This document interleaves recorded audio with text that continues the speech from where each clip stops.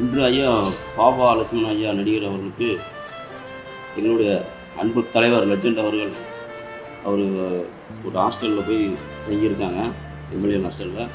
அவங்களுக்கு அங்கே வந்து கட்லு பெட்டு இந்த மாதிரி பாத்திரம் எல்லாமே கேட்டிருந்தாங்க. உடனே எங்களுடைய அன்பு தலைவர் லெஜெண்ட் அவர்கள் உடனே கொடுங்க அப்படின்னு சொல்லி நான் கொடுக்கணுன்னு தான் சொன்னோம்.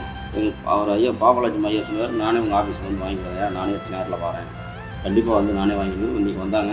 இன்றைக்கி அவங்க எல்லாமே பாத்திரம் ஃப்ரிட்ஜு அவங்களுக்கு வீட்டுக்கு தேவையான எல்லா பொருளுமே எங்களுடைய தலைவர் கொடுத்துருக்காங்க.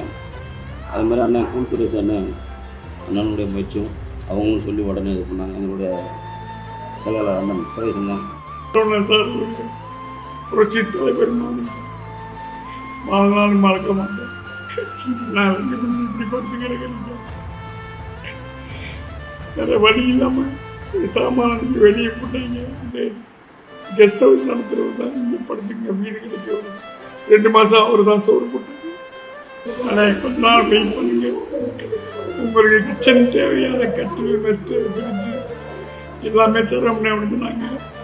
அப்புறமே ஆனால் நீங்கள் இருங்க அட்ரஸ் கொடுங்க அனுப்பிச்சுட்டாங்க. ஆனால் எனக்கு வந்து இங்கே ரசிக மன்றத்தை பார்க்கணும் அப்படின்னு சுரேஷான்னு சொன்னேன். இங்கே முதல் மாடி ஏறி வருவீங்களாம்னு. எங்கள் பழனி மலைக்கு போனால் படிக்கட்டு ஏற்றோம்னாங்க. அதை மாதிரி ஏறி வந்துடும் சொல்லி வந்தேன். வந்துட்டு இந்த பாத்திர பண்டங்க தான் எனக்கு கொடுத்தாங்க.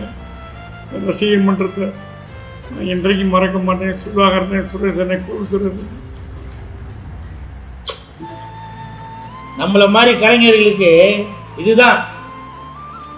அவரை நேரில் பார்த்ததில்லை, அவர் படத்தில் நடித்ததில்லை. ஆனால் தேடி வந்து செய்கிறாங்க.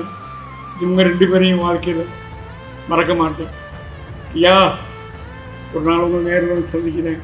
உங்கள் காலையில் விழுந்து நான் வணங்க வேண்டும். பெரிய நடிகர்களுக்கும் நடிகைகளுக்கும் தயாரிப்பாளர்களுக்கும் இயக்குநர்களுக்கும் ஒரு தாழ்மையான வேண்டுகோள்.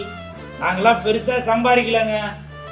அதனால் இந்த மாதிரி என்ன மாதிரி நலிவடைந்த கலைஞர்களுக்கு நீங்கள் உதவி செய்யணும்.